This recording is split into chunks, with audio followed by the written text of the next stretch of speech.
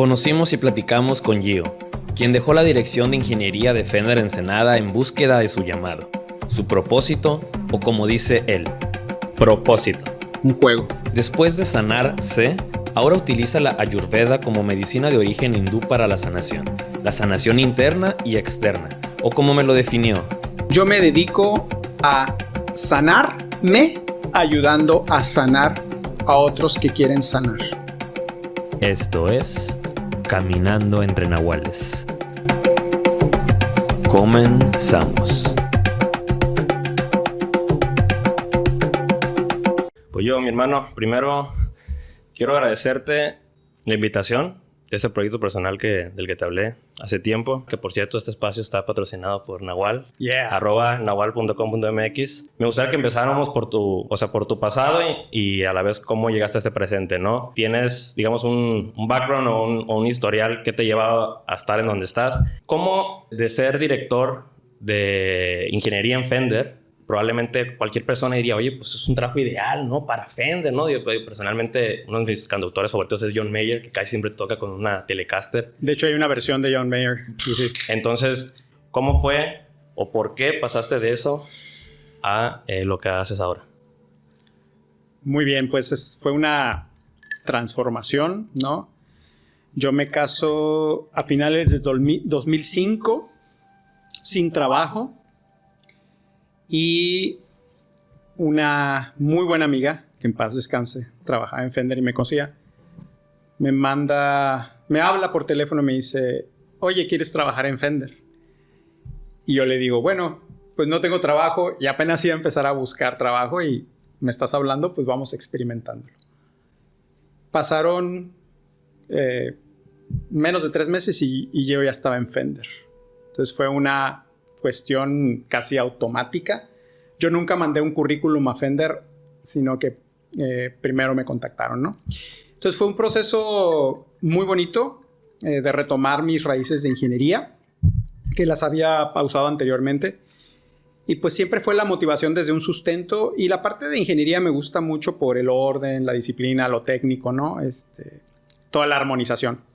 Entonces fui creciendo por mi ímpetu, por mis ganas de hacer las cosas.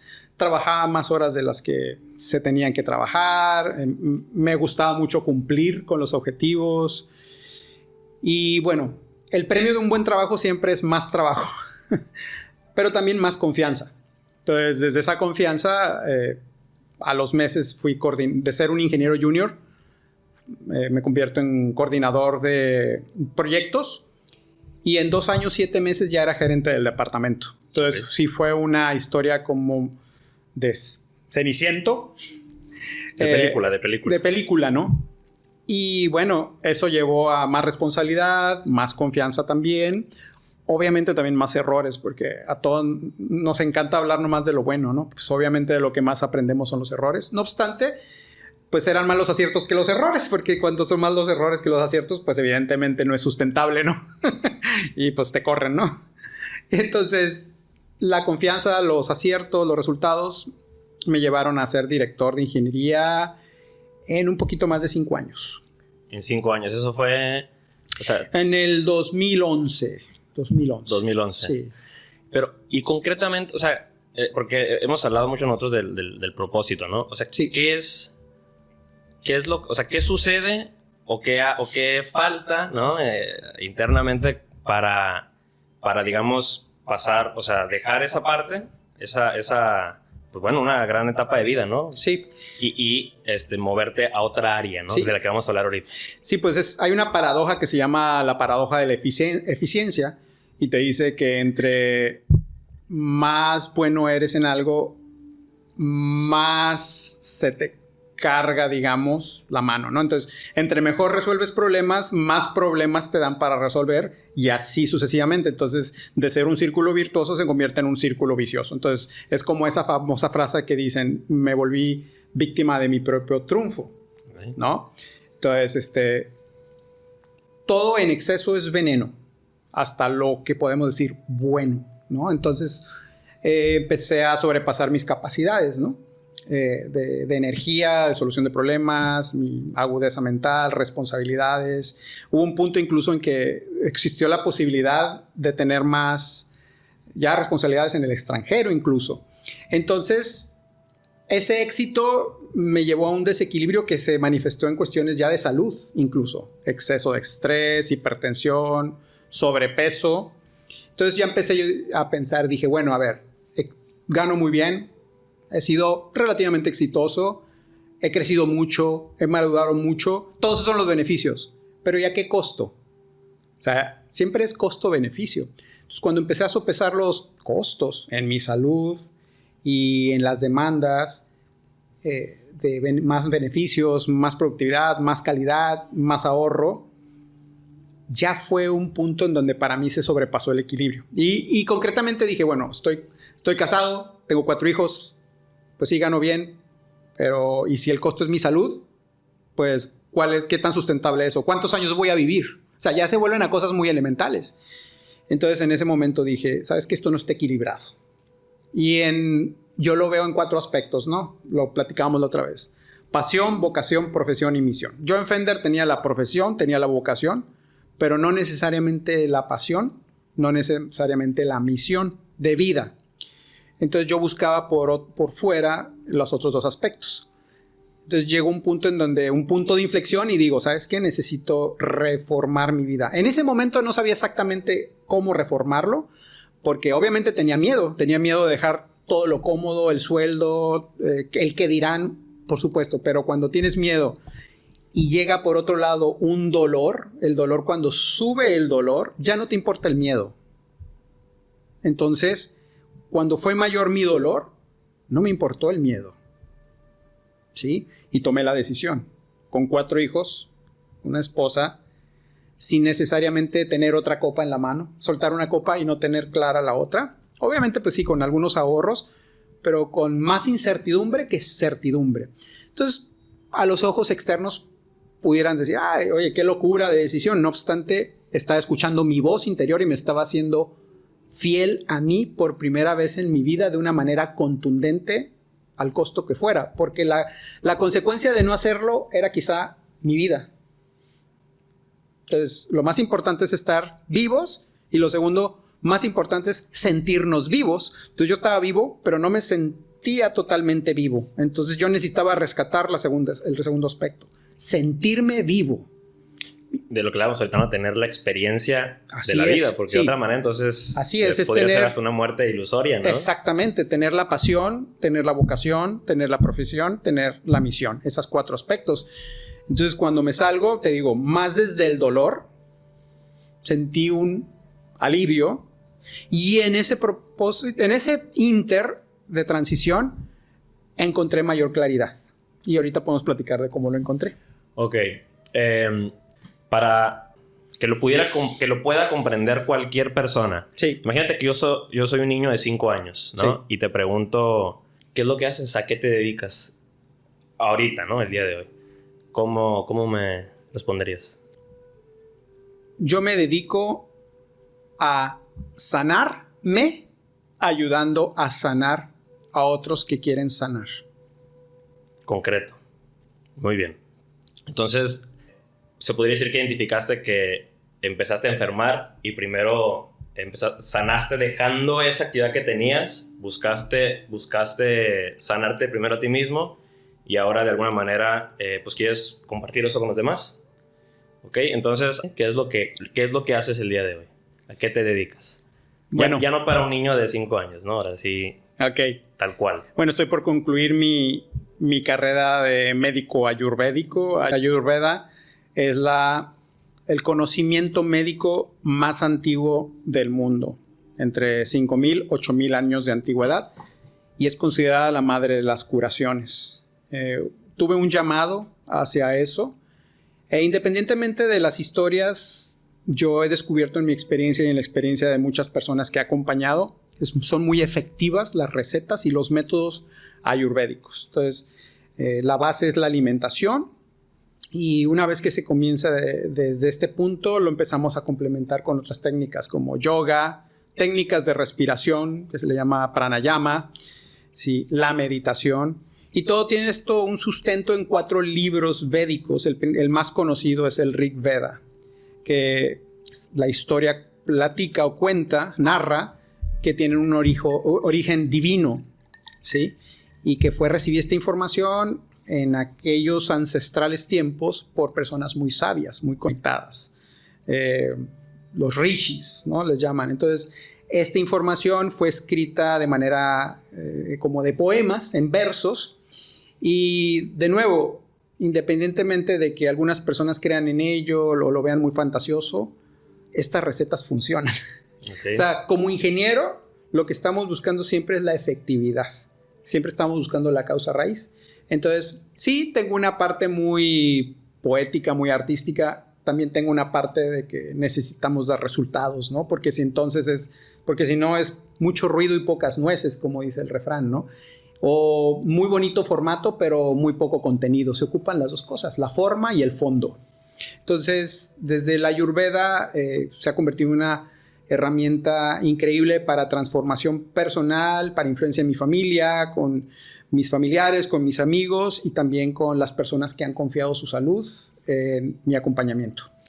Fíjate que yo tenía pues la idea equívoca, incluso hasta antes del día de hoy, que hice una investigación ahí un poquito, ¿no? sobre este tema, que solo se concentraba en precisamente lo que tenemos aquí, ¿no? Que es digamos, la alimentación. Entonces, la Ayurveda va más allá digamos, del cuerpo. O sea, también tiene que ver con cuestiones de la mente y el espíritu, ¿no? Cuerpo, esta trinidad, cuerpo, mente y espíritu, ¿no? Correcto. Sí, porque yo te conocí precisamente por los productos que tenemos aquí, ¿no? De los que ahorita vamos a hablar. Y de hecho me gustaría ahorita saber un poquito sobre, por ejemplo, este origen, de dónde viene, ¿no? Digamos, esta información, la medicina ayurvédica, o sea, ¿tiene un origen tanto en tiempo como espacio? Sí, es importante, eso no lo mencioné, ¿no? Viene de la India. La India es uno de los lugares con mayor biodiversidad de hierbas, de especias. Hay que recordar la historia, ¿no? Las rutas a las Indias, la ruta hacia las especias, allá hace siglos, ¿no? O décadas. Y, por ejemplo, los años perdidos de Jesús, pues él fue a la India y hay evidencia que lo remonta allá. Entonces, la India tiene una especie de centro energético, el Himalaya, todo eso, en donde se dan cosas vamos a llamarle alta vibración. Entonces, yo pienso que no es coincidencia que en esos lugares se hayan entregado toda esta información que ayuda a mejorar el bienestar del ser humano. Entonces, hay una influencia desde ahí ¿Y en tiempo, más o menos? Sí, los primeros registros, incluso hay unos escolares, que algunos investigadores, antropólogos, que dan hasta 8,000 años de antigüedad, los primeros registros en pergaminos, en sánscrito, de estos registros médicos, que son escritos en los 4 libros védicos, ¿no? De hecho, la palabra Veda, hoy le llamamos vida, viene de Veda, ¿no? Okay. Entonces, digamos, es quizá el origen o la cuna de todo lo que tiene que ver con la medicina. Con la medicina. Así es. Muy bien.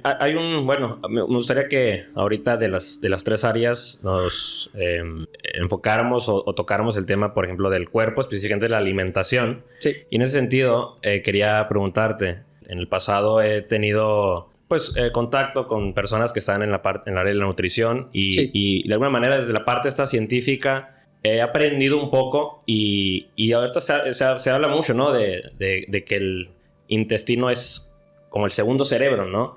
Que incluso ahí, y lo mencionabas, ¿no? Que el 90% de la serotonina se produce o viene de ahí, ¿no? Sí. Sí, ¿cómo es esta relación? Muy bien. Por diseño, el cuerpo humano, cuando está en equilibrio, está en homeostasis. Homeostasis, uno de los parámetros es 7.2, 7.3 de pH, es decir, ligeramente alcalino. De hecho, la sangre es muy parecida a la composición química de el agua de mar, ¿no? Entonces, donde ocurre la asimilación de nutrientes son los intestinos. El estómago es un preparador. Entonces, donde nos vamos a nutrir es de todo el proceso digestivo. Ahí es donde va a haber esa transformación o integración al cuerpo, ¿no? Aquí la cuestión práctica es que el sistema digestivo, cuando se modifica su química, en este caso es muy común hoy en día tener acidificación en el sistema digestivo. Una de las cosas que ocurre es que se baja la producción de la serotonina. Entonces, cuando se baja la producción de la serotonina, una de las cosas que ocurre es que hay un impacto acá a nivel psicológico que se puede manifestar en ser más propensos a la depresión, a la ansiedad, a la irritabilidad. En las mujeres también, que es todavía más complejo su sistema hormonal, también va a haber un desbalance. Entonces, una alimentación o estilo de vida, por ejemplo, el cortisol también acidifica también pues, el cuerpo y pues, obviamente el sistema digestivo. Entonces, cuando hay una acidificación, el sistema digestivo va a mandar señales a la mente diciendo aquí hay un desbalance y el efecto va a ser una situación psicológica, ¿sí? Entonces, literalmente lo que como me puede volver, y voy a exagerar con esto, ¿no? Me puede volver loco, ¿sí? Me puede poner en situaciones psicológicas desequilibradas. Por un desequilibrio químico. Así es.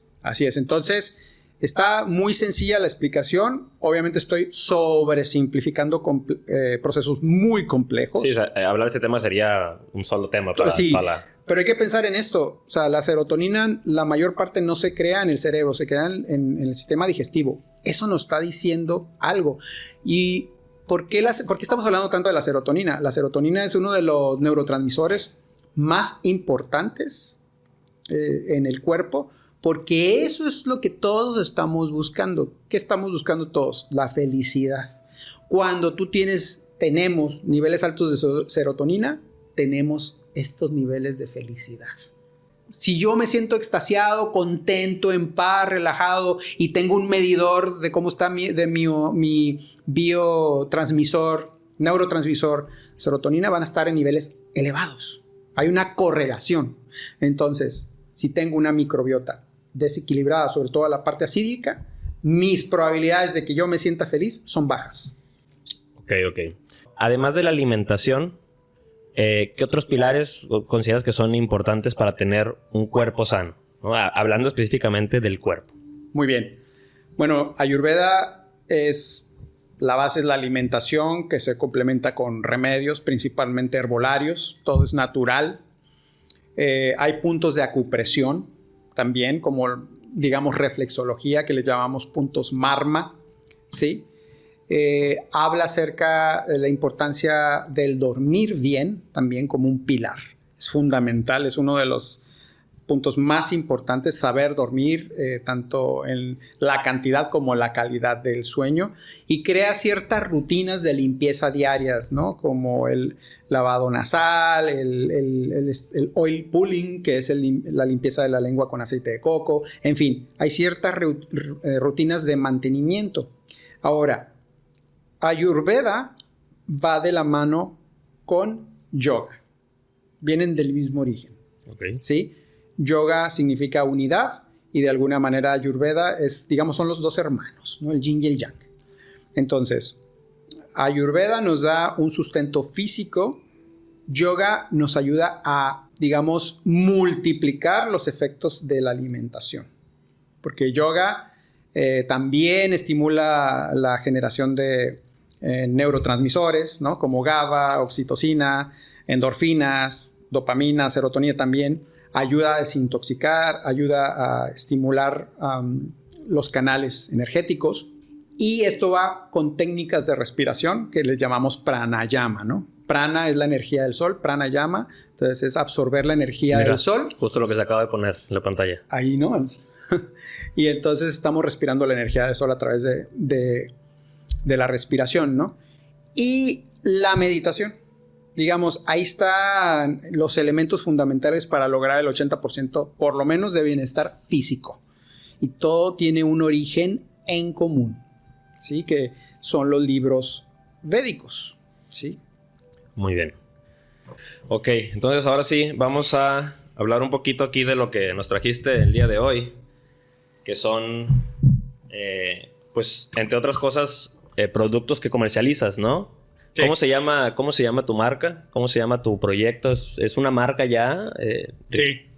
Ayurveda México. Ayurveda México. Ayurveda México. Antes que nada, antes de hablar un poquito sobre cada uno, ¿dónde te pueden contactar? ¿Dónde los pueden encontrar? ¿Tienes redes sociales? Sí, en Instagram, Ayurveda, tal como se escucha, _México. Lo mismo en Facebook y próximamente en TikTok. Muy bien.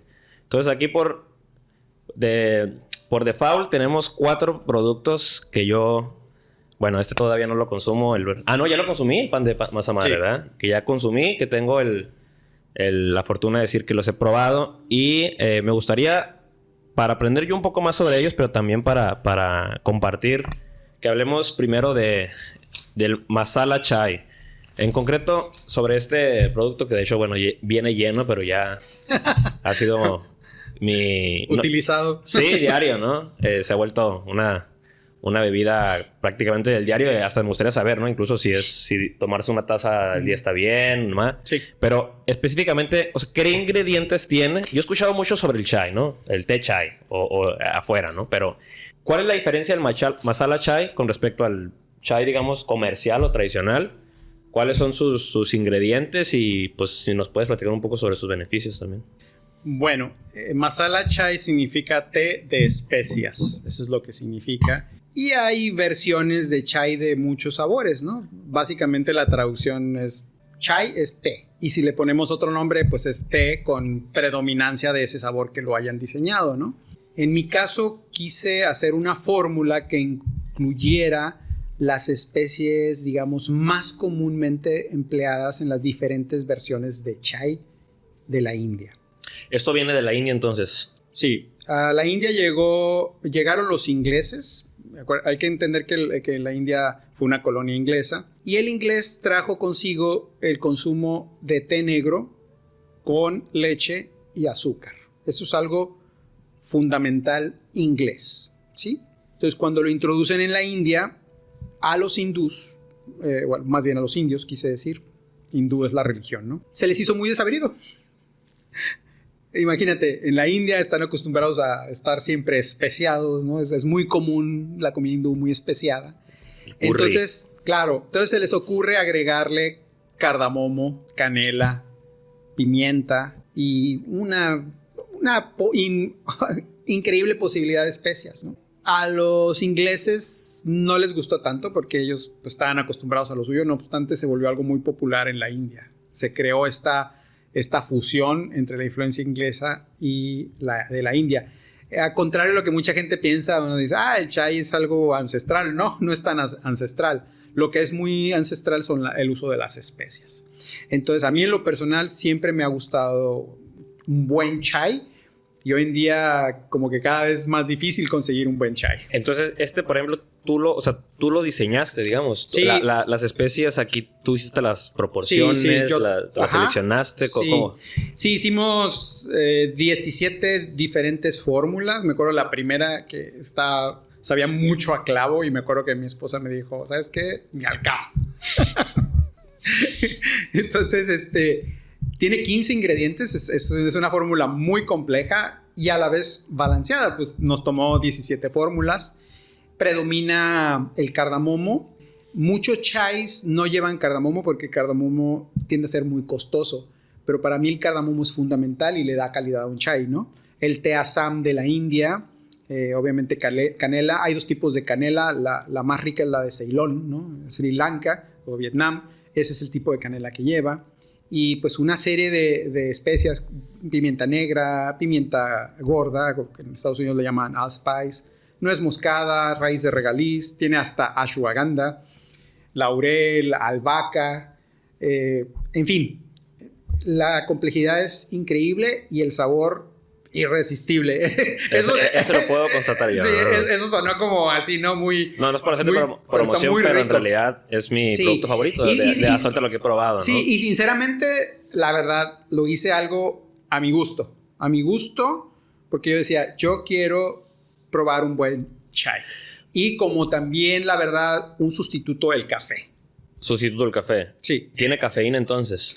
Sí tiene cafeína, es diferente, es mucho menor la concentración de cafeína y es una cafeína distinta a la del café. Hay que entender que el café viene del grano, en este caso viene de las hojas. De las hojas. Sí.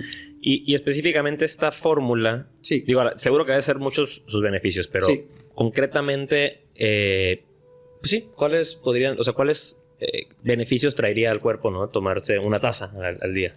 El principal es que te estimula tu sistema inmunológico.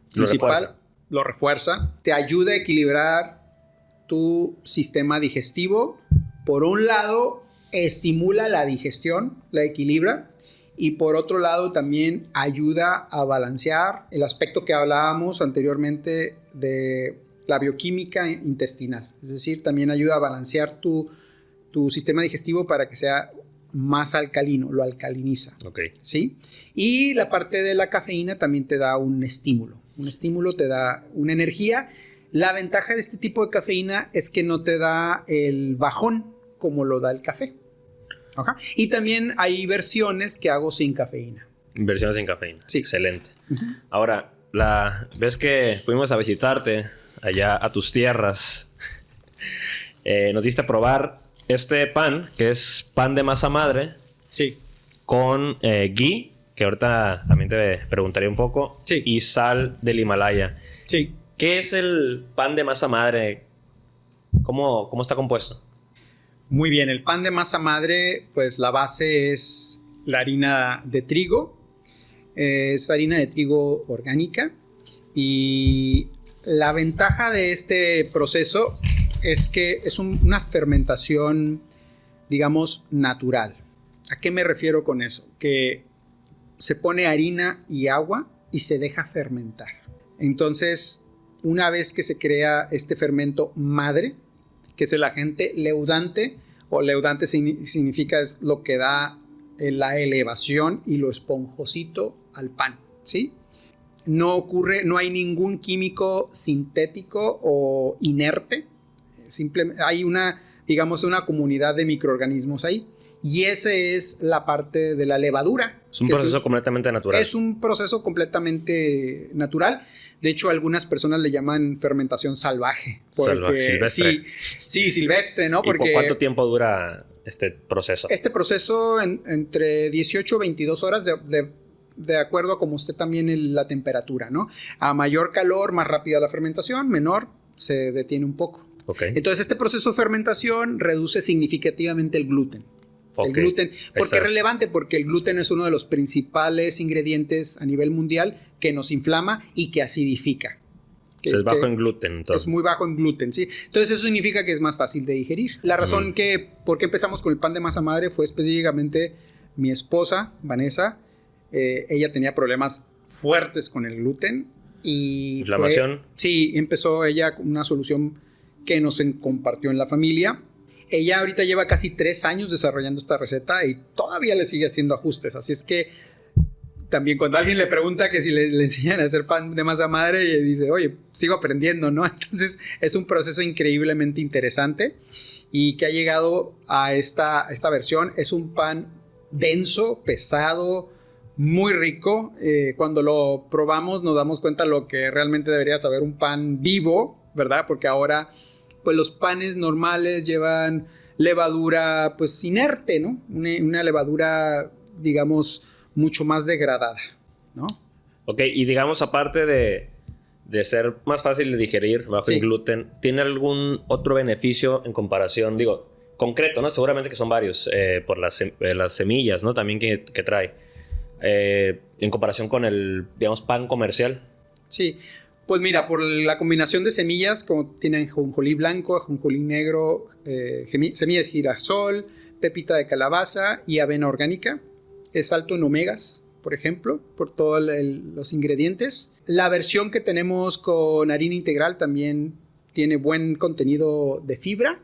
Y como no tiene conservadores, realmente la acidificación del cuerpo es, digamos, un 90% menor que el pan convencional. De hecho, te iba a decir que precisamente por la ausencia de conservadores, pero al mismo tiempo que es fermentado, o sea, ¿cómo es su durabilidad, no? O sea, después de hacerlo, ¿cuánto tiempo puede estar o sea, ¿cuántos días dura para poderse consumir? O sea, sin que sí, entre una semana o dos, dependiendo las condiciones de conservación lo del que tendría pan. un pan comercial, ¿no? Ajá, y sin conservadores. Y sin conservadores. Obviamente se puede meter al refrigerador o incluso al congelador, bien herméticamente sellado para que no se deshidrate.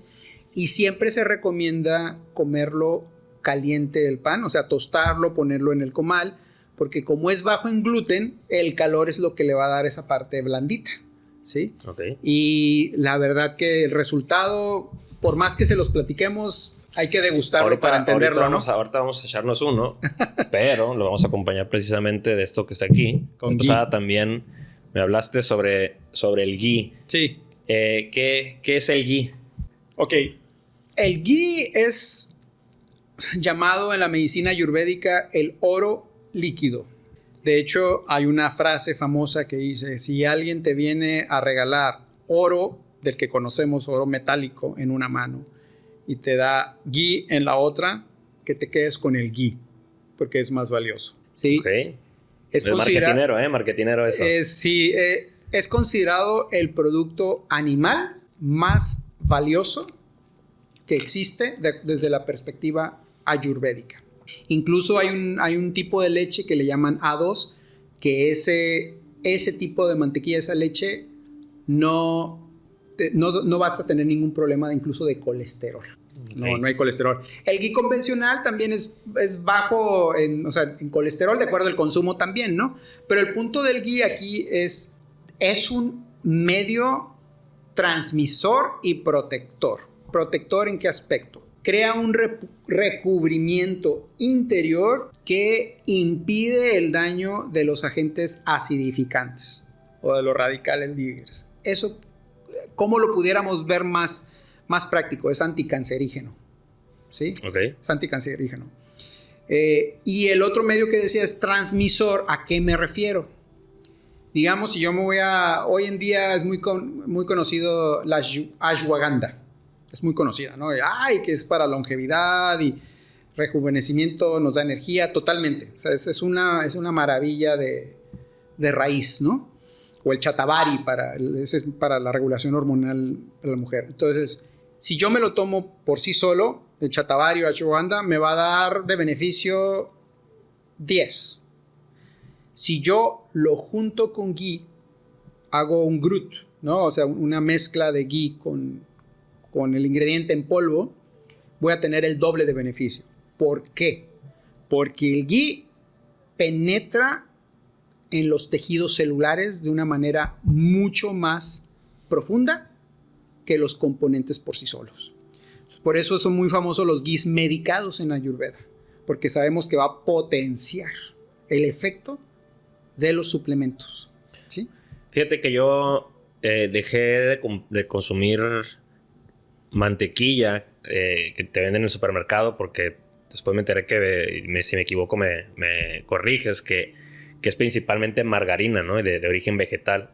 Yo estoy utilizando ghee. Sí. Puede usarse el ghee, digamos, completamente como mantequilla, pues, o sea, lo puedes ver así con esos ojos, como si fuera mantequilla, para usarlo para cualquier cosa, para lo que utilizarías mantequilla. Sí, la respuesta es sí, se puede usar para todo.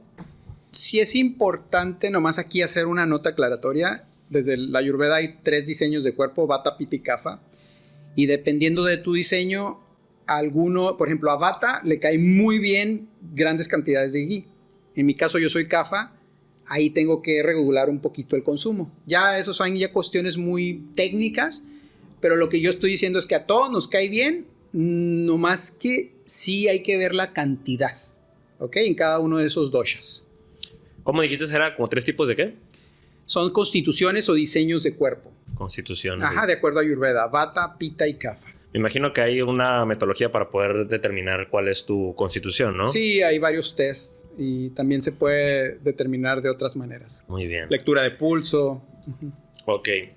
Ahorita vamos a probar el pan con un poco de ghee en la parte de arriba, y como decoración vamos a utilizar sal negra del Himalaya. O sea, ¿qué diferencia tiene con la sal refinada o la sal de grano de mar?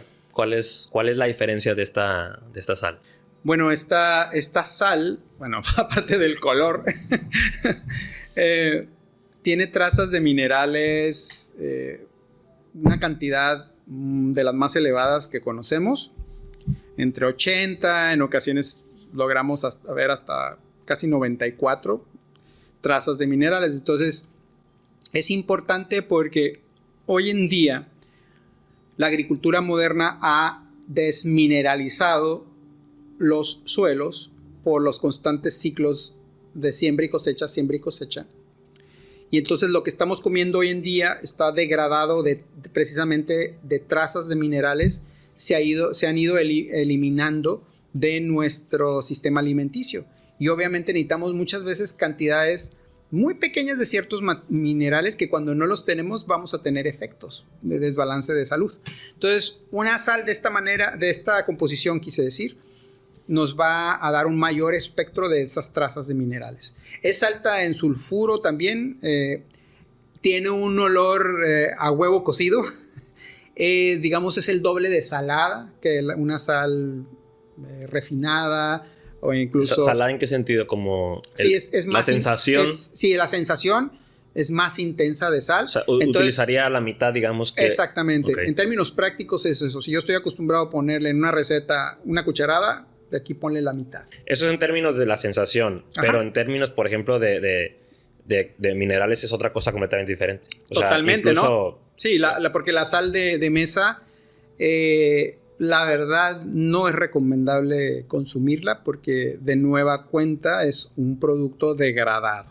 Uh-huh. Es un producto ya que se refinó, igual que el azúcar refinada. Es como, o sea... Que es principalmente sodio, ¿no? Sí, y sodio y cloro, ¿no? Y en el mundo hay más de 10,000 plantas comestibles. ¿Cuántas hemos comido tú y yo? De esas 10,000 y diferentes, o sea... Si acaso 100. Se ha reducido nuestra diversidad a 1%. Porque quien ha decidido eso han sido las corporaciones que dicen, yo voy a escoger esta variedad porque a mí me conviene, porque me dura más en anaquel, se ve más bonita, tiene más carne. Entonces han decidido por nosotros. Entonces también ha habido una degradación y una eliminación de la diversidad, o sea, de una manera que nosotros ni siquiera nos damos cuenta, ¿no? Entonces necesitamos reconectar con la variedad que nos da la naturaleza, porque cuando hacemos un análisis de nuestros cuerpos, pues es la cantidad de complejidad que hay, ahorita hablando de los minerales, es impresionante. Entonces por eso es también tan importante remineralizar los suelos. Hay una manera de hacerlo con harina de rocas, ese es otro tema, ¿no? Pero ahorita en lo que remineralizamos los suelos, podemos suplementarnos con este producto. No es el único, obviamente, pero es una manera de remineralizar y de complementar lo que no estamos obteniendo en los productos agrícolas convencionales. Ahora vamos a entrar a una sección. No le puse. A ver, échale. Uh-huh. Pero te voy diciendo, ¿no? Uh-huh. Que justo nuevamente, esta sección está patrocinada por Nahual. Ok. Así que no olviden visitar www.nahual.com.mx, nuestro patrocinador, o en redes sociales como @nahual.com.mx. Excelente. De hecho, me iba a poner mis lentes Nahual, pero dije, no, me voy a ver muy farol. En el próximo. Entonces, mira, para romper hielo, te voy a hacer... esta sección se llama ¿Qué prefieres? Yo te voy a hacer una pregunta que tiene dos opciones y pues tú me vas a decir cuál, ¿no? No hay respuesta correcta. Se trata de que respondas rápido, ¿no? Sin pensarla mucho. Total, o sea, son esas cosas que tienes que responder una, ¿no? ¿Estás listo? ¿Biomateriales o materiales reciclados? Biomateriales. ¿Tomar agua llena con microplásticos o metales pesados? Microplásticos. Sí, son inertes. ¿Ayudar a la naturaleza o a la sociedad? A la sociedad. ¿Vivir bajo el mar o en el espacio? En el espacio. ¿Tener una memoria perfecta? O sea, recordarlo todo. ¿O olvidar todos tus recuerdos? Olvidar todos mis recuerdos. ¿Saludar a todos con una nalgada o saludar a todos con un estornudo en la cara? Con una nalgada. Soy kinestésico. Ok, si la Tierra se detuviera en este momento, ¿en qué lado te gustaría estar? ¿En el lado donde esté el Sol o la Luna? El Sol. ¿Medir 50 centímetros o medir 3 metros? 50 centímetros. ¿Nunca salir de tu casa o ser un vagabundo por siempre? Ser un vagabundo por siempre. Yo diría lo mismo. Que te corten 2 dedos de la mano y quedar acá como los hombrecitos de verde. O que te corten un testículo. Un testículo. Sí, pues ya los usa, ya tienes 4 hijos, ¿no? Yo sí me lo tendría que preguntar. Ok. ¿Qué prefieres? ¿Andar desnudo por siempre o que la gente te pueda leer el pensamiento siempre? Que me puedan leer el pensamiento. Está difícil, ¿no? Ok, muy bien. Están sabrosas las preguntas. Estas preguntas fueron... Quiero mandar un saludo a mi socio de Nahual, Rodrigo Guzmán de León, Monterrey, que es el coautor de esta Wow, sección, ¿eh? Están interesantes. Sí, había preguntas más densas, pero le dije, espérate, vamos por pasos. Vamos Ok. por el primer nivel. Ahora vamos a una sección que se llama diccionario. Yo te voy a mencionar 10 frases, o sea, una por una, ¿no? Vamos a ir una por una. Frases, palabras, conceptos. Y tú me tienes que decir lo primero que se te venga a la mente. O sea, no es, digamos, una respuesta concreta, ¿no? O sea, incluso puedes decir una palabra, nada más, ¿no? Pero no algo muy extendido, ¿no? Sí, concreto. Algo breve. Breve.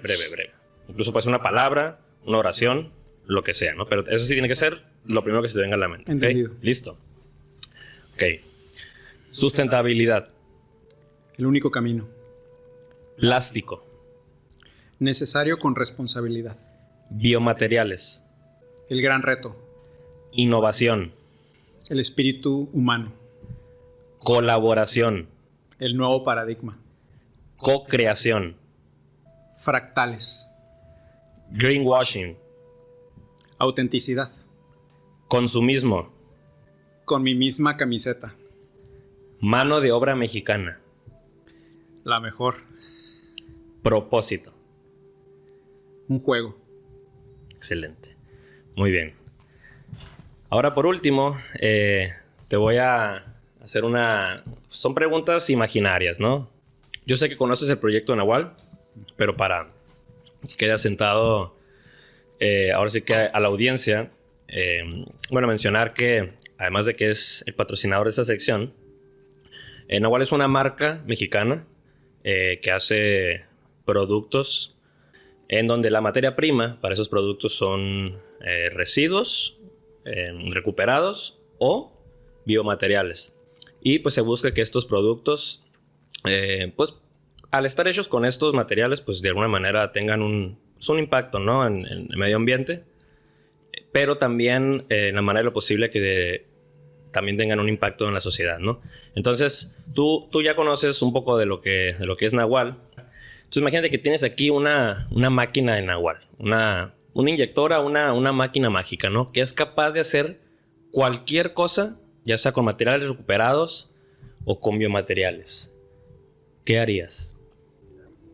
En este momento, materiales recuperados. En este momento. Porque como seres humanos inventamos una palabra que en la naturaleza no existe, se llama basura. En la naturaleza no existe la basura. Nosotros fuimos los grandes inteligentes de crear algo que nadie quiere en el reino, en ninguno de los reinos, ni animal, ni vegetal, ni mineral. Entonces yo creo que para salvar, neutralizar, compensar ese karma, necesitamos darles un propósito a esos materiales, y en la medida en que vayamos entrando en conciencia, que seamos más responsables, que verdaderamente seamos una civilización inteligente, porque a veces no parece que seamos inteligentes, entonces ya pudiéramos hablar de biomateriales. Okay. Digo, podemos ir a la par, o sea, no está peleada una cosa con la otra. No obstante, sí habría que preguntarnos ahorita, si ya metimos energía en todo ese material, pues vamos aprovechando esa energía invertida ahí, ¿no? Es una excelente manera de verlo. Creo que es un poco sobre esta escultura que hicimos, Tizamná, que tiene esa filosofía. Sí. Ahora, imagínate que con ella pudieras crear cualquier producto. Sí. Un producto que solucione una problemática social. ¿Qué producto harías? Uno de los temas fundamentales es el acceso al agua. Entonces, ¿de qué manera pudiéramos crear, por ejemplo, membranas de ósmosis inversa que tuvieran una eficiencia mayor a las actuales? No sé, algo que tuviera que ver con purificación del agua, porque... O captación, como atrapanieblas, ¿no? Sí, o atrapanieblas, Sí, porque de esa manera... Aquí el tema también es que en el agua, ¿cómo le quitamos los contaminantes orgánicos o inorgánicos? Ese es el tema, ¿no?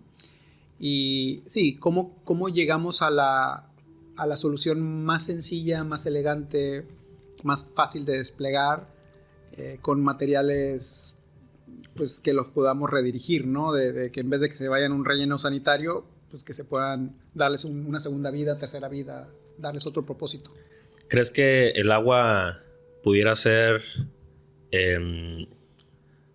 pues no catalizador, pero sí una de las razones para en el futuro ocasionar incluso una guerra? O sea, ¿que crees que sea una de las razones que mañana, bueno, se está cotizando, creo, en Silicon Valley, ¿no? Ya incluso el agua. O sea, ese recurso, ¿crees que, digo, si consideras que se ocupa algo como eso es porque pues hay un tema con el agua, ¿no? Entonces, ¿crees que, digamos, mañana va a haber algún tipo de problemática, incluso de movilización de las personas hacia otras zonas por este tema del agua? Totalmente. Y ahorita, de hecho, es un tema. En este instante hay una problemática entre Texas, Nuevo León, Tamaulipas, si no me recuerdo, porque México le debe a Estados Unidos cierto porcentaje. Hay un acuerdo entre los dos países y México por las sequías no lo ha podido ya cumplir, entonces hay una tensión. En este momento eso es un problema ya, ¿no? Entonces eso se puede convertir ya en un tema de seguridad nacional, pues para el país que quiera, ¿no?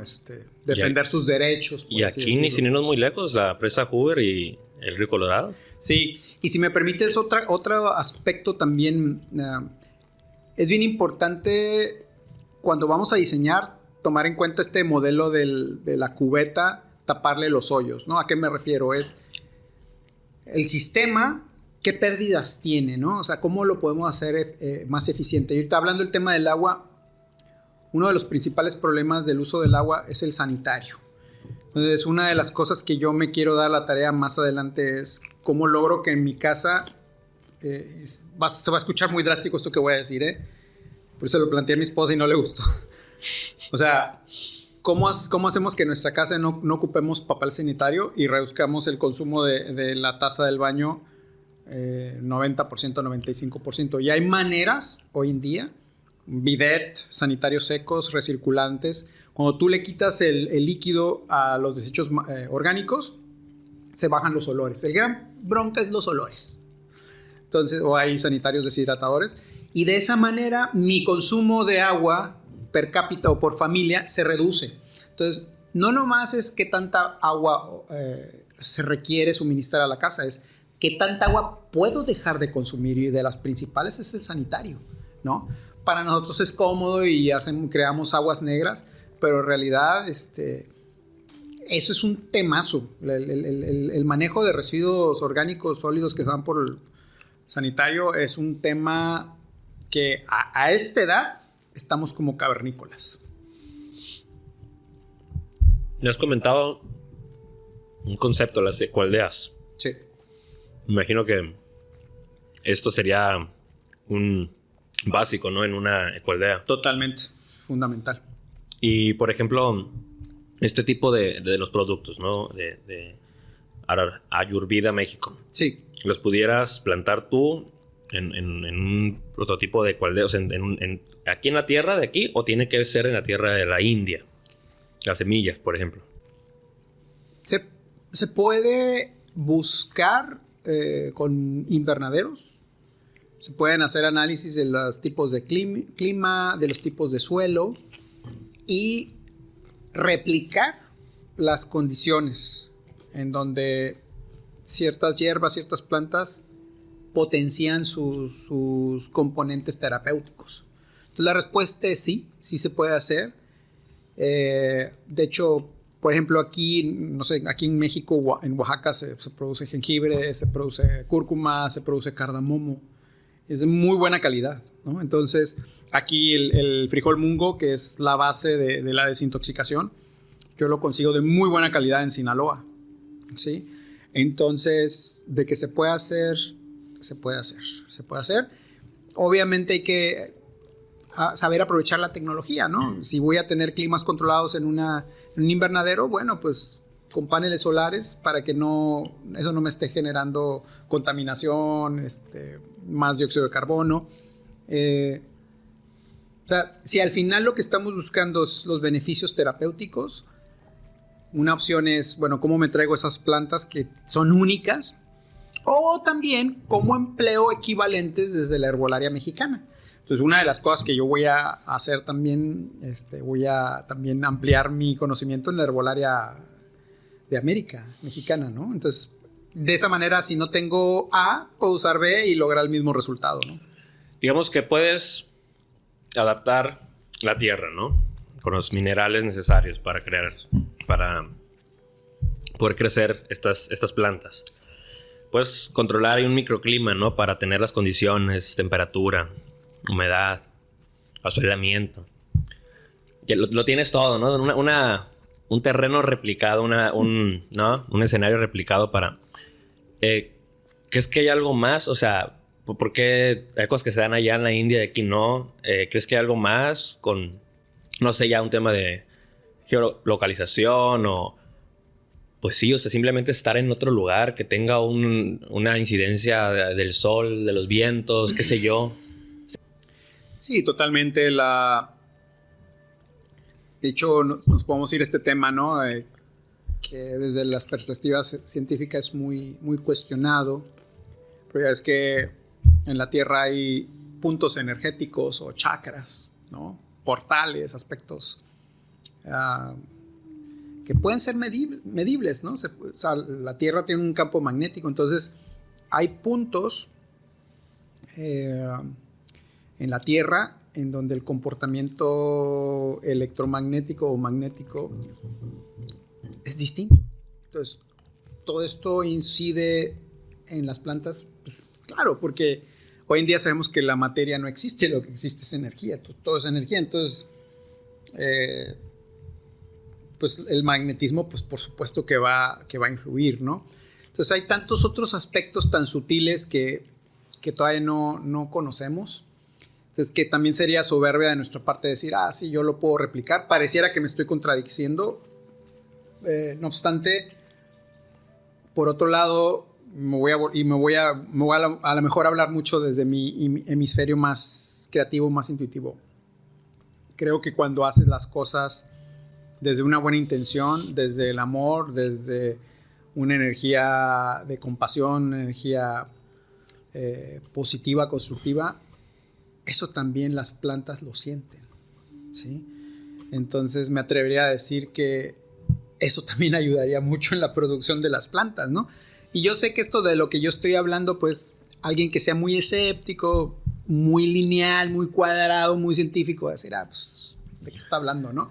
No obstante, sí hay cierta evidencia, ¿no? De que la música potencia ciertos componentes terapéuticos en las plantas, que incrementa su ritmo de producción. Entonces, hay ciertos aspectos ahí que podemos considerar. Sí, te preguntaba porque, por ejemplo, pues para traer esto, ahora algunas semillas que vienen directamente, ¿no? de la India, pues tiene que ocurrir algo que se le conoce como transporte, ¿no? Y es una de las cosas a las que está asociada pues el calentamiento global, ¿no? O sea, porque todo en el ciclo de vida de las cosas, alimentos, materiales, hay pues el indicador, ¿no? Con el que se le conoce con el impacto al medio ambiente, que es la huella de carbono, ¿no? ¿cuántos kilogramos de CO2 o de gases de efecto invernadero se requiere para traer algo aquí, ¿no? Para hacer este plato, para hacer este vaso. Entonces, por eso te preguntaba, ¿no? Como, oye, pues, se pudiera replicar al final de cuentas eso, ¿no? Acá. Ahora, replicar a lo mejor toda una clima, entonces requeriría a lo mejor que eso se tuviera que hacer en un laboratorio. Por ejemplo, ¿tú estarías como a favor que todo se hiciera como algunas cosas ya a nivel de laboratorio para traer, o sea, poder tener a disposición de estas semillas aquí o sea, no tener que traerlas pues del otro lado del océano? Sí, de lo que estamos hablando es del huevo que fue primero, ¿no? El huevo o la gallina, ¿no? Y la mejor manera de no causar ningún impacto sobre la Tierra es no existir. Sí, entonces, cuando nos vamos a absolutos, es donde empieza a tronar, ¿no? Yo, por ejemplo, la manera en que yo te contesto ahora es la siguiente. Yo puedo calcular mi impacto al traer producto de la India acá a México, y una de las cosas que está en mi Ikigai es la reforestación. Uno de mis sueños es plantar 2 millones de árboles. Entonces yo te podría decir, yo desde la responsabilidad medible, yo te puedo decir que estoy plantando un sistema que va a secuestrar tantas toneladas de dióxido de carbono que compensan 10 veces el daño que yo estoy causando, por así decirlo, de gases de efecto invernadero. Entonces, de esa manera, pues ya, pues el siguiente argumento, ¿cuál sería, no? Porque entonces ya dices, canijo, no nomás no está impactando, sino que está ayudando a la solución. Y hay casos en el mundo documentando de personas una sola persona que han reforestado extensiones grandísimas de tierra. Una sola persona. Entonces, el problema es que, pues no nos interesa. No, la mayoría de los seres humanos estamos tan enfocados en otras cosas que no nos damos tiempo a cuidar lo que nos sostiene la vida. Entonces, sí hay que ser éticos, sí hay que ser conscientes, pero siento que cuando nos vamos a soluciones puristas, la pregunta también sería, bueno, ¿qué es mejor? ¿Evitar el impacto de huella de carbono o traer una opción que ayude a mejorar la salud de un ser humano? La pregunta es, ¿a qué costo, no? ¿Cuál es el costo? Porque siempre hay un costo. Y los beneficios, ¿no? Ajá, y siempre hay un beneficio. De hecho, Deming criticaba mucho este análisis de costo-beneficio porque decía, es que hay beneficios que no podemos medir. No todo es medible, ¿no? ¿Cómo se mide el efecto multiplicador de una persona sana que eleva sus niveles de serotonina, que está más contenta, que está más creativa, que es más productiva, y cómo esa persona va influenciando a otros de manera positiva? ¿Eso cómo lo vamos a medir?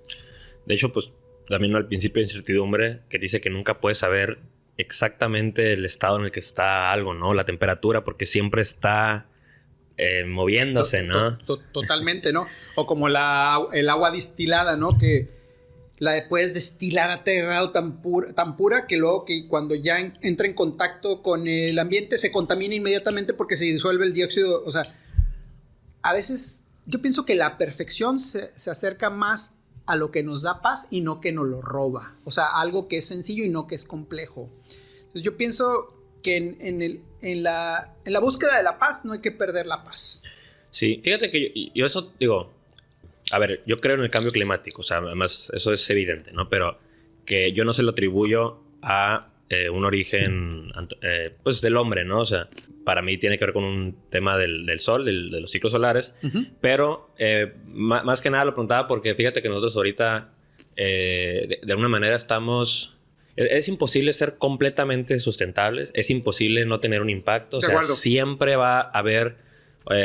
bueno, hasta está en la entropía, ¿no? O sea, todo pasa de un sistema ordenado a un sistema desordenado. Siempre va a haber una merma, ¿no? Energética, o se va a transformar en otra cosa. De acuerdo. Pero nosotros, de alguna manera, estamos buscando la forma de poco a poco tener nuestros insumos, nuestra materia prima, lo más local posible, ¿no? Pero, a ver, nosotros también, por ejemplo, los productos ahorita que tenemos, los lentes, pues se mueven en transporte, ¿no? Y a veces viajan en avión, que es de las que, o sea, en términos de CO2 de mayor impacto, ¿no?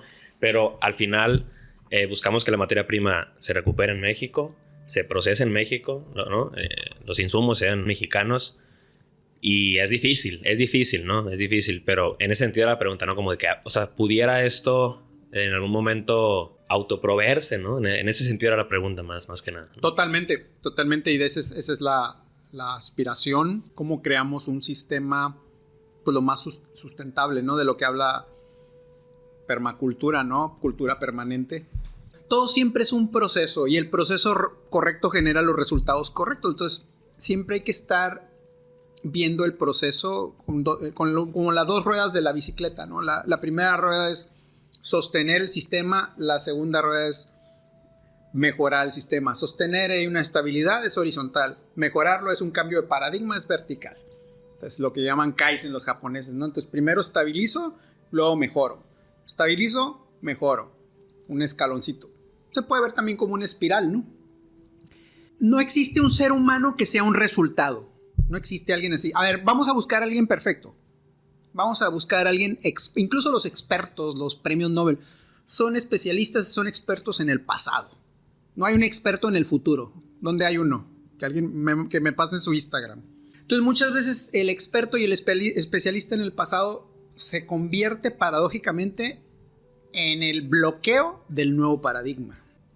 Todo esto es un juego. De hecho, no quiero dar aquí alguna frase religiosa, para nada es religiosa, pero Jesús lo dijo muy bien, ¿no?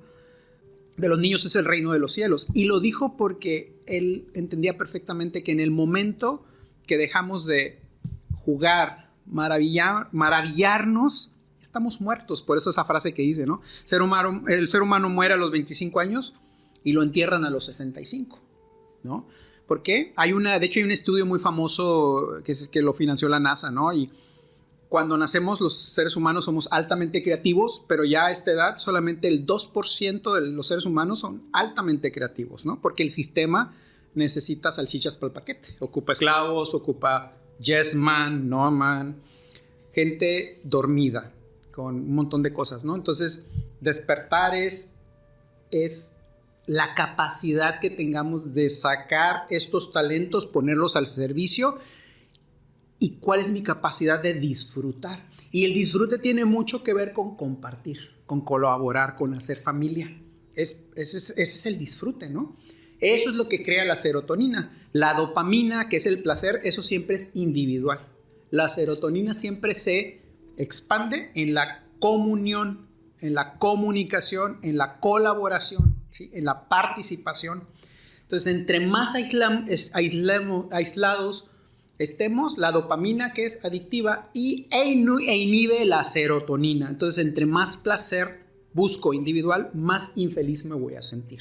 Entonces, todo está diseñado de tal manera que pues seamos degradados para ser fácilmente controlados. Y sí hay que verlo todo esto de todas las aristas para buscar un equilibrio en la vida, porque todos nos vamos a morir. La pregunta es, ¿quiero llegar a ese minuto antes de morir feliz o amargado? Nos tenemos que hacer esa pregunta, ¿no? O de perdida neutral. Pero es una paradoja, ¿no? O sea, ¿quiero llegar amargado? Entonces, ¿que no soy un ser inteligente? Entonces, si soy inteligente, ¿por qué llego amargado antes de la muerte? O sea, tenemos que hacernos esas cuestiones para hoy buscar hacer los cambios que me permitan disfrutar. Yo pienso que la vida es una sola ecuación. La capacidad que tenemos de disfrutar cada instante. Es una capacidad. Hay que buscar cuál es mi capacidad. 5%, 95%, 100%. Hay que preguntarnos, ¿qué capacidad tengo de disfrutar este instante? Porque nos la pasamos viviendo en el pasado y el futuro, y el pasado y el futuro no existen. Siempre que pienso en el pasado, estoy en el presente. Siempre que pienso en el futuro, estoy en el presente. No existe una experiencia fuera del presente. El pasado y el futuro son alucinaciones. Existen en nuestra interpretación mental. Lo único que siempre existe y siempre existirá es el presente. De hecho, la eternidad es un solo instante. Y eso nos truena la lógica que usamos, pero entonces volvemos a lo mismo. ¿Estoy disfrutando esto o lo estoy padeciendo o lo estoy aceptando. Yo pienso que son las tres posibilidades. Si lo puedo disfrutar, excelente. Si lo puedo aceptar, bueno, estoy neutral. Y ya si lo padezco, si no es, digamos, si no va alineado con lo que siento que se alinea bien a mi estándar, ¿qué voy a hacer para salir de ese estado de baja vibración, por así decirlo? Pensarlo, ¿no? Para eso tenemos la inteligencia. Excelente, pues ya nomás nos queda una última pregunta. Esta sección que al final se extendió bastante padre, ¿no? Regresamos a los temas iniciales. Es que soy un foodie y con estos panecitos me empezó a funcionar mejor el ratón. Empezó a funcionar la química del cerebro. Oye, esta pregunta la quisimos plantear, ¿no? Porque sabemos que aquí pueden surgir muchas ideas. ¿Cómo pudiera Nahual ayudar a tu proyecto? Mira, es una excelente pregunta y ahorita lo que inmediatamente me viene a la mente, el empaque. Se cuenta que yo he buscado bioplásticos que permitan ser una membrana permeable, es decir, que impidan Que respiren las semillas. No, más bien que impidan el intercambio de humedad. Okay. Porque este intercambio de humedad es precisamente lo que puede degradar el producto.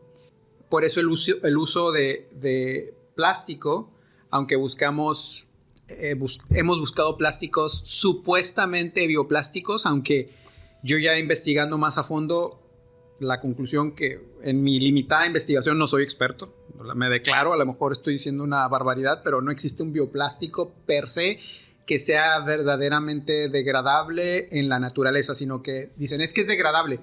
Pero lo que no te dicen es que es degradable bajo procesos específicos de aceleración de la degradación. Entonces, a mí me encantaría tener una opción que cumpliera con esta barrera para evitar esta transmisión de la humedad, para darle una vida al producto, para que ya pueda llegar con la calidad y con los valores terapéuticos requeridos a las personas que la compran, que lo adquieren. Y hasta ahorita, pues, me siento incongruente porque no he encontrado ese producto, ¿no? Si yo dejo el producto en un cartón, sé que se me va a deshidratar el producto, le va a pasar humedad y mi vida de anaquel y la calidad se va a degradar. Entonces, por ser ecológico, también pues eso incurre en una cuestión insustentable económicamente, ¿no? Entonces esa sería lo que me viene así de manera práctica y yo pienso que eso es algo que detonaría para el mundo un nuevo paradigma, ¿no? Del uso de verdaderamente algún bioplástico que sea fácilmente degradable bajo condiciones normales, naturales. Fíjate que ese tema que mencionas es muy interesante porque biomaterial no es sinónimo de biodegradable. De hecho, en sí, pues sí, yo tampoco no conozco un plástico que sea biodegradable y por llamarle biodegradable lo que mencionas, ¿no? O sea, que con las condiciones que existen en la naturaleza, tanto de humedad como de temperatura, se pueda degradar, ¿no? Porque en sí, pues sí, o sea, está prostituido el término biodegradable, ¿no? Incluso ahorita con todo este tema de las bolsas, pero muchos productos. Porque, son biodegradables bajo condiciones que no existen en la naturaleza, ¿no? O que muy difícilmente las vas a encontrar. Entonces, al final, pues no son degradables. De hecho, son contraproducentes porque se fragmentan, se hacen más rápido microplásticos y pedacitos más sencillas de que se puedan ingerir por algún animal, y ¿no? Contamina. Sí, hasta puede estar siendo contraproducente, ¿no? Claro. Pues, mi hermano, eso ha sido todo por el momento. Agradecerte nuevamente pues que hayas aceptado la invitación, que hayas aceptado ser como conejillo de indias el primer invitado a este proyecto, a este espacio. No sé si quieras tú agregar algo más, compartir algo más, ya sea sobre tu proyecto, sobre tu vida personal o simplemente sobre algún tema en particular. Mira, Héctor, también agradecerte a ti y reiterarte mi amistad y mi hermandad que cuando lo ponemos en términos de tiempo, realmente llevamos meses de conocernos. Y recuerdo cuando hiciste la presentación en el evento de permacultura en diciembre, aquí en Ensenada, y te vi exponer y dije, wow, este chavo tiene magia, este chaval tiene magia, tu energía, tu pasión, tu seguridad. O sea, me conecté mucho con tu estilo, porque yo tiendo a ser así, o me vi cuando era más joven, digo, estoy hablando como los ruquitos, pero el punto es de que desde que yo te conocí y vi la presentación de Nahual, todo lo que has hecho, para mí fuiste una inspiración. Y luego, hay que darle gracias a Bruno también, que... Hay que invitar al buen Bruno también. Hay que invitar a Bruno. Bruno, tú sigues. Bueno, uno de estos. Y allá cuando nos reunimos, en ese convivio, ahí fue realmente donde conectamos personalmente, ¿no? Que empezamos en un diálogo de eso que, wow, ¿no? Que nos conectábamos y completábamos las frases. Fue una conexión allá en el bosque de los encinos, allá con Walker, muy, muy bonito. Entonces, desde ese momento que lo planteaste, ¿no? Del podcast, creo que ahí lo mencionaste, incluso el podcast, yo dije, va a estar excelente, porque desde ahí yo sentí que nos hubiéramos conocido desde hace mucho tiempo y simplemente nos reencontramos y reconectamos. Entonces, a mí me fascina esos encuentros, que no son muchos. Valoro mucho tu existencia, todo lo que has hecho, me inspiras. Creo que estás destinado a hacer cosas grandes, como todos, pero una cosa que yo veo que tienes es esa capacidad de seguir soñando. O sea, dicen que un ser humano saludable es aquel que su niño interior sobrevivió el proceso de domesticación. Salió de entre los escombros y dicen, ¡ay, aquí estoy vivo!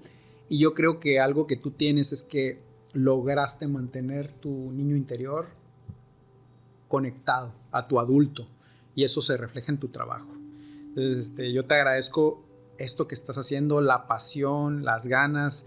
Yo sé que te estoy echando muchas flores, pero de verdad no son flores de plástico, son flores de verdad, sí, porque sí es muy admirable lo que has hecho. Reconócetelo también, porque a mí, yo también muchas veces me han dicho cosas bonitas y no me las reconozco. Y excelente, y pues seguimos construyendo juntos. Una de las frases que me gusta mucho que escuché de Sadhguru dice: la misión del ser humano es crear el paraíso en la tierra. Nirvana. Aquí está todo, ¿no? Aquí está el todo. Cielo y el infierno están aquí. No estar esperando morir para ir allá al Nirvana, allá aquí al estás paraíso. Vivo, estás muerto, aquí. ¿no? Por eso la responsabilidad tiene que ver con qué estamos haciendo para crear aquí ese cielo, ese paraíso, esa utopía, esa panacea, como le quieran llamar, desde cualquier ámbito, filosofía, religión, como gusten, un lugar digno para vivir. Y tú eres una de las personas que está poniendo bloques para ese nirvana. Y yo desde mi trinchera, desde la Ayurveda, y por eso conectamos. No es coincidencia. Celebro tu existencia. Gracias, es un honor. De verdad, de todo corazón, mi hermano, que me hayas invitado. Te agradezco tus palabras y tienes razón, ¿no? A veces cuesta... No que cueste, sino que no estamos acostumbrados incluso a reconocer también, ¿no? A veces cuesta más a lo mejor reconocer esas virtudes que las áreas de oportunidad, ¿no? Para no llamarles una manera peyorativa. Totalmente. Y pues nada, te agradezco nuevamente y espero que este sea el primero de muchos. Que sea una plática eterna. Totalmente. Gracias, hermano. Namaste.